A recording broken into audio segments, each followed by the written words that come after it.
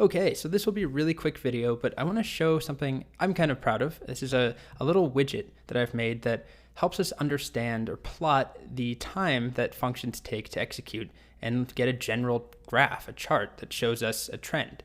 So there's only 7 of them in here, and we're going to focus on the first 2. Add up to first. I had to give them unique names before they were both called add up to, but add up to first uses the loop.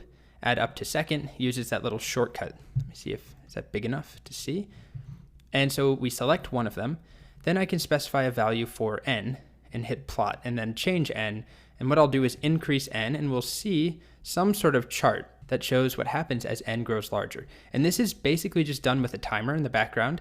So I click plot, starts a timer, it does the operation, stops a timer, and then plots it. And then we do it again, and it connects the dots and builds a little graph. So what I want to show you is that if we take this first one, add up to second, which was the one that was faster, we already know it's faster. But what we talked about in the last video is that there are 3 operations, 3 things that take time. Let's think about it that way. This other one, there's a lot of things that take time, but there's 3, and there's always 3 things that take time, no matter what n is, if it's 10 or a billion. So I'm going to plug in a number for n, like 100, and I'm going to hit plot. And it's going to time it. So what it's plotting for us here is not the number of operations, because that's always 3. It's plotting the time. Okay, so we only have one value, so it doesn't really mean much. Let's add in 1,000. There we go.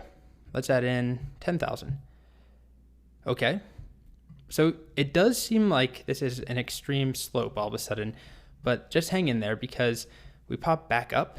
And if we look at the difference here, it's a matter of, what are we talking about? Is these, I can't remember if these are nanoseconds, what that little symbol means. It's a very small fraction of a second.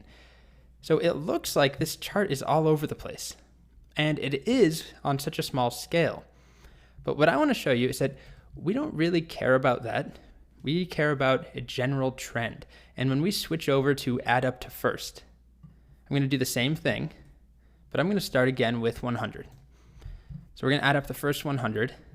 And remember that in this case, unlike add up to second, where it was a constant number of operations, and add up to first, the number of operations depends on n because of this loop.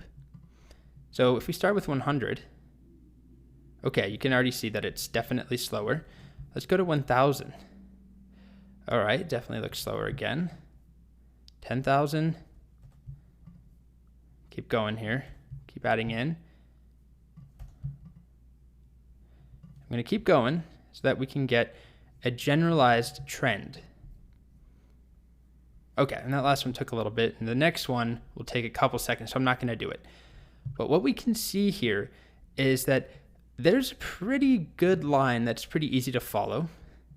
And as n grows larger, which is down here, the time grows in proportion, which we kind of discussed in the last video, although we were talking about the number of operations. But this is actually time being printed here. And you can see that it follows what we were talking about. It's not perfect, but overall, it's pretty close. And same thing down here, where we said that for add up to second, it's always 3 operations. It's the same number of operations, no matter what n is. So the time is pretty constant. It fluctuated, as you saw, when we were working on such a small scale. It did go up and down. But overall, when we're comparing the two, this is significantly better. And if I run this last one here, I mean, take a look at that. As n grows, the time doesn't really change. Now, if we zoomed in, it would be slightly different, but it doesn't matter because this is a massive difference. 1.2 seconds versus a couple of milliseconds. So we'll be revisiting this tool to talk about some of these others as we go. But here are our first 2 generalized trends where we're comparing 2 algorithms that do the same thing. And you can see that they have vastly different big picture overviews of their performance.